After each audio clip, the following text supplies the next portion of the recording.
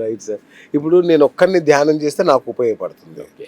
Right. ఇప్పుడు మనం తిరుపతిలో ఇప్పుడు జరగబోయే ఆగస్టు 22న జరగబోయే ఏదైతే ప్రపంచ ధ్యాన మహాయజ్ఞం ఉందో దానిలో కొన్ని వేల మంది ఒకేసారి ధ్యానం చేస్తారు. అవును. ఈ ధ్యాన ప్రభావం ప్రకృతి మీద ఏమైనా ఉంటుందండి? గ్యారంటీగా. ఎలా ఉంటుంది? ఇందా మీతో చెప్పాం కదా, ధ్యానం 6 గంటల సేపు అఖండ ధ్యానం వేల మందితో కలిసి చేసినప్పుడు ధ్యానం యొక్క శక్తి తరంగాలు, ఈ శక్తి తరంగాలు బట్ యూనివర్సల్ పీస్కి అద్భుతంగా ఉపయోగపడతాయి. ఓకే. ఏదైనా సైన్సే కదా అన్నది, ప్రతిదీ సైన్సే. ఓకే. అట్లా రైట్. అందుకని ధ్యాన మహాయజ్ఞం. అవును. ఎందుకని ధ్యానం ద్వారా యజ్ఞం యాడ్ చేశారు దానిలో. ధ్యానం రెగ్యులర్గా చేసి శక్తి తరంగాలు మనం రిలీజ్ చేయగలిగితే రిలీజ్ అయిన శక్తి తరంగాలు యూనివర్స్కి ఎట్లా ఉపయోగపడతాయి. అది రైట్. అందుకని ధ్యాన మహాయజ్ఞాలు ఎవరైనా చేయొచ్చు, ఎవరైనా ఎన్ని రోజులు చేయొచ్చు. ఓకే. కళ్యాణానికి గతంలో విశ్వామిత్రుడు యజ్ఞం తాలిపెట్టినప్పుడు శత్రు మొక్కలు వచ్చి దాన్ని పాడు చేయాలని చెప్పి చూసినప్పుడు దశరథుడి దగ్గరికి వెళ్ళి మీతో కొడుకుని రాముల వారిని పంపించాయా యజ్ఞ సంరక్షణ కోసం అని అడుగుతారు కదా, తెలుసు కదా అందరికీ ఇది. అప్పటికి ఇప్పటికి ఒక మంచి పని చేయాలి అంటే కొన్ని ఒక ఈవిల్ ఫోర్స్ అనేది కదా, అప్పుడు మారీచ సుబాహులు అనుకుంటా అప్పుడు ధ్యానాన్ని భగ్నం చేయడానికి వచ్చిన వాళ్ళు. అప్పుడు రాముల వారు వచ్చి అది చేస్తారు. రామాయణం అందరికి తెలిసింది. అలా ఇప్పుడు కూడా మనకి ఒక మంచి పని చేయాలి లోక కళ్యాణం కోసం అనుకున్నప్పుడు దానికి అడ్డుపడే శక్తులు కొన్ని పనిచేస్తూనే ఉంటాయి. కానీ మనకి ఇవన్నీ అనవసరం. మన పాత్ర ఏంటో మనం చేసుకుంటూ మనం ముందుకు వెళ్ళిపోవటం ఒకటి. అది రెగ్యులర్గా చేయడం ద్వారా నాకెంత స్వస్థత వస్తుంది, నా ద్వారా సమాజానికి అంటే ప్రపంచాన్ని నేనేం చేయగలుగుతాను. 2 పార్ట్ లిమిట్ ఉంటాయి. అట్లా నన్ను నేను శాంతపరచుకోవడంతో పాటు విశ్వశాంతి కూడా ఉపయోగపడుతుంది. Right sir. పత్రిజీ గారు బతికున్నప్పుడు చాలా గొప్పగా వర్ధిల్లింది ధ్యాన మహాయజ్ఞాలు, ఇవన్నీ చాలా బ్రహ్మాండంగా ఉన్నాయి. ఓకే. మరి వారు ఇప్పుడు మన మధ్య భౌతికంగా లేరు. అదే స్థాయిలో జరుగుతున్నాయా? ఆయన కలలు కన్న సమాజం దిశగా ఏమైనా అడుగులు పడుతున్నాయా లేదా?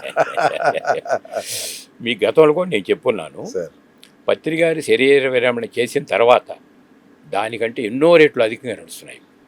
అవి శాకాహార ర్యాలీలు కావచ్చు, ధ్యానం మీద క్లాసులు కావచ్చు, కరోనా పుణ్యమాని అంటూ జూమ్ సెషన్స్ విపరీతంగా పెరిగినాయి. అంటే గ్రూప్ గ్యాదరింగ్ ఆగిపోయింది, జూమ్ క్లాసెస్ మొదలైంది. వసుదైక కుటుంబము అని అంటే ఒక జూమ్లో మన క్లాసులో కూర్చొని ల్యాప్టాప్ ఓపెన్ చేస్తే అది ఇంటి పక్క ఉన్నవాడు తెలియదు, అమెరికాలో ఉన్నవాడు తెలియదు, బట్ ఒకే ప్లాట్ఫామ్ మీద కూర్చొని పంచుకోగలరు. వసుదైక కుటుంబం అది తక్కువైన విషయం కాదు. పత్రికారి శరీర విరమణ చేసిన తర్వాత కూడా ఆయన ఉన్నప్పుడు ఎంత జరిగిందో దానికంటే ఎన్నో రెట్లు అధికంగా ధ్యాన ప్రచారం ముమ్మరంగా సాగుతుంది, శాకాహార ర్యాలీల ముమ్మరంగా సాగుతుంది.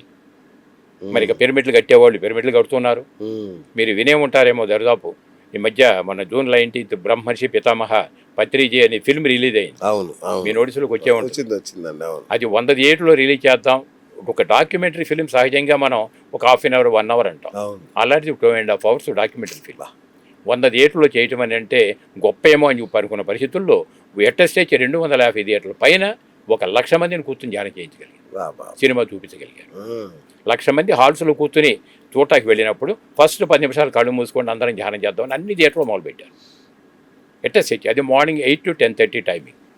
8 గంటలకి అన్ని థియేటర్లో ధ్యానం నిండిపోయిన తర్వాత 10 నిమిషాలు అన్ని చోట్ల ధ్యానం చేయగలిగితే బట్ ఎంత వైబ్రేషన్ క్రియేట్ అవుతుంది. తర్వాత ఫిల్మ్ అద్భుతంగా సక్సెస్ అయింది, గ్రాండ్ సక్సెస్ అయింది. అయితే అది కొంత పార్ట్ పత్రికారు స్థాపించిన దగ్గర నుంచి దాదాపుగా 97-98 వరకు ఫస్ట్ పార్ట్ తీశారు ఇది డాక్యుమెంటరీ. ఇది మరి అంతమందిని ప్రభావితం చేయగలిగింది. వాళ్ళ ధ్యానంలోకి వచ్చే వాళ్ళ సంఖ్య గతం కంటే ఇప్పుడు పిఎంసి ఛానల్లో చూసి ధ్యానం నేర్చుకుని వచ్చేవాళ్ళు 50-60% పైన. వాళ్ళందరికీ ఫిలిం చూడటం ద్వారా ఎంతో ప్రభావితులయ్యారు. అద్భుతమైన వర్క్. ఫస్ట్ పార్ట్ అయిపోయింది 97-98కి. ఇప్పుడు సెకండ్ పార్ట్లోకి రావాలి. పత్రికారు కోరి ప్రపంచవ్యాప్తం కావాలన్నారు.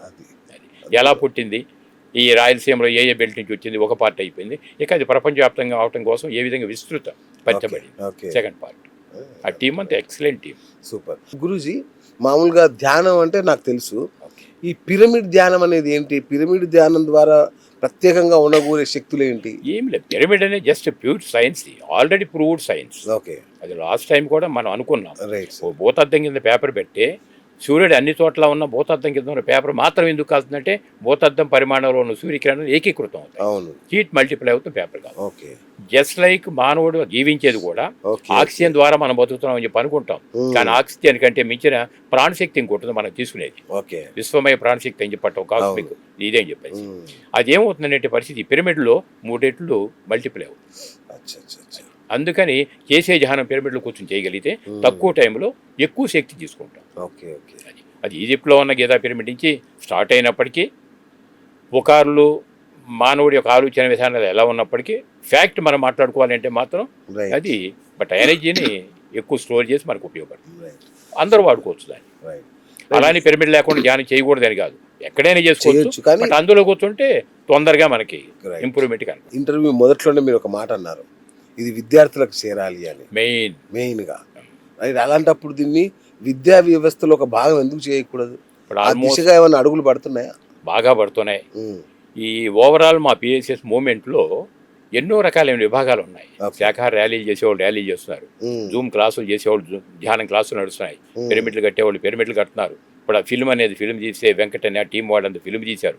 ఎట్లా అయితే ఉన్నాయో స్టూడెంట్స్ కమ్యూనిటీని కూడా ఇంప్రూవ్ చేయడం కోసం ఏమిటనే దానికి పయమ అనేది ఒక వింగ్ ఉంది. ఓ pyramid young masters association start అయింది. అది అచ్చా. చిన్న చిన్న మార్పులు చేర్పులు ఉన్నాయి. ఇక రాబోయే రోజులు యూత్కి పెద్దపీట వేయాల్సిన ఆవశ్యకత ఎంతైనా ఉంది. Gen Z ఎందుకు batch వేయాలి అంటే ఈ పిల్లలు పెరిగితేనే సమాజానికి ఉపయోగపడతారు. కరెక్ట్. అందువలన రేపు జరిగేటటువంటి పిఎంసీ నిర్వహణలో జరిగే 2వ ధ్యాన మహాయజ్ఞంలో యూత్కి పెద్దపీట వేయబోతుంది. వేస్తున్నారా? ఒకరోజు మొత్తం వాళ్ళకే కేటాయిద్దాం అనుకో, ఓహో. యూత్కి పెద్దపీట. ఎందుకంటే వాళ్ళ ఈ జెన్జీ బ్యాచ్ని సోషల్ మీడియా నుంచి బయటికి తీసుకొచ్చి వాళ్ళని దీని వైపు అట్రాక్ట్ చేయించడం అనేది నిజంగా ఒక యజ్ఞం. ఆల్మోస్ట్ ఏపీలో స్టేట్ గవర్నమెంట్ దగ్గర నుంచి ఒక ఇది రిలీజ్ అయిపోయింది, ఒక పర్మిషన్ రిలీజ్ అయిపోయింది జస్ట్ రీసెంట్గా స్టేట్ గవర్నమెంట్ నుంచి. రాబోయేటటువంటి రోజుల్లో ప్రతి స్కూల్లో మొత్తం ఒక పీరియడ్ దీని కింద కేటాయించాలి. అది ఫిజికల్ హెల్త్, అది మెంటల్ హెల్త్, ఏ విధంగా స్టూడెంట్ నుంచి ఇది కావాలి కాబట్టి ధ్యానానికి పెద్దపీట వేయడం జరిగింది. స్టేట్ గవర్నమెంట్ నుంచి ఒక ఇది కూడా రిలీజ్ అయిపోయింది, బహుశా మీ దాకా వచ్చే ఉంటుంది అనుకుంటున్నాను. త్వరలో అందరికీ దాన్ని అడ్డం పెట్టుకు మనకి ప్రతి స్కూలు ప్రతి కాలేజీకి వెళ్ళిపోయి పిల్లలందరికీ కూడా ధ్యానం యొక్క ఆవశ్యకత చెప్పగలిగితే వాళ్ళు రోజు 10 నిమిషాలు పావుగంట చాలు బ్రహ్మాండం చేస్తే అద్భుతంగా పిల్లల్లో నైపుణ్యత పెరుగుతుంది, సూపర్, వాళ్ళకి ఉపయోగపడుతుంది. రైట్. ఇంకొక జనరల్ అజంప్షన్ ఒకటి ఉంది సార్, దీన్ని ఫలానా మతం వాళ్ళే చేయాలి ఏమీ లేదు. భూప్రపంచంలో మానవుడిగా జన్మ తీసుకున్న తర్వాత నువ్వు అమెరికాలో ఉన్నావా, జపాన్లో ఉన్నావా, ఇండియాలో ఉన్నావా అంటే ప్రతిదీ మానవత్వమే కదా. ఆహారపు అలవాట్లు, ఆచార వ్యవహారాలు ఒక్కొక్క ఏరియాలో ఒక్కొక్క రకంగా. దీన్ని హిందువులకే ఏమీ లేదు, అట్లా ఏం పరిమితం లేదు. ఒక మాట చెప్తాను మీకు, అంటే నాకు తెలిసిన నాలెడ్జ్, ఒక జీసస్ వచ్చాడు, కరుణ ప్రేమ తత్వాలు ప్రతీగా వచ్చాడు, కరుణామయుడు అనే టైటిల్ జీసస్కి వస్తుంది. గొర్రెపిల్ల చంకలో పెట్టుకు మరి నిన్ను నువ్వు ప్రేమించుకున్నట్టుగా నీ పొరుగువారిని ప్రేమించు అంటాడు. పొరుగువారు అని అంటే మనం ఇంటి పక్కన వాళ్ళని లెక్కేస్తాం, అంతే కదా. నేనైతే అలాగే అనుకున్నా. కానీ జీసస్ దృష్టిలో పొరుగువారు అంటే ఒక పక్క వృక్ష సామ్రాజ్యం, ఒక పక్క జంతు సామ్రాజ్యం, ఇరుగు పొరుగు అంటే అది. ఈ మధ్యలో మానవ సామ్రాజ్యం ఉంది ఇక్కడ. మానవ జాతి మనుగడ సాగాలి అని అంటే జంతు సామ్రాజ్యం మనుగడ ఉండాలి, వృక్ష సామ్రాజ్యం మనుగడ ఉండాలి. అవి ఉంటేనే మానవ సామ్రాజ్యానికి మనుగడ వస్తుంది. ఇది ఎంత తొందరగా మన వాళ్ళు అర్థం చేసుకోగలిగితే అంత ప్రకృతి యొక్క పరిరక్షణకు మనం ఉపయోగపడాలి. అద్భుతం, అద్భుతం.